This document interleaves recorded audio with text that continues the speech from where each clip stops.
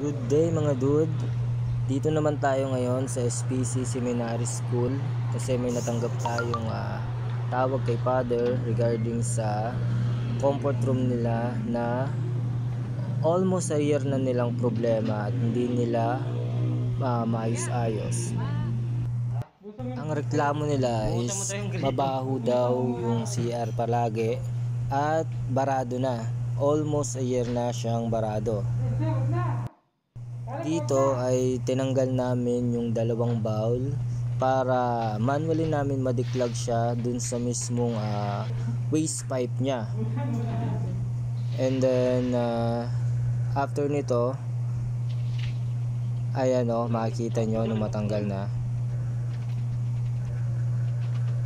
Yan. So nagkaroon talaga siya ng barado sa mismong pipe niya. After nan, gumawa naman kami ng pasingawan doon sa mismong waste tank nila dahil dito nga bumabalik yung amoy sa mismong CR nito. At napag-alaman kasi namin na wala pala siyang pasingawan, kaya doon na kami naglagay sa mismong waste tank niya. 2, 3.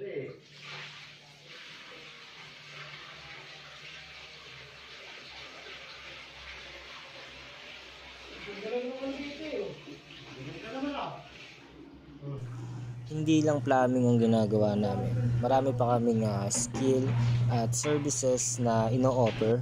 So ilalagay ko na lang yung contact namin sa baba, pati yung service offers namin. So madali nyo kami makokontak if ever na may mga ipagagawa pa kayo.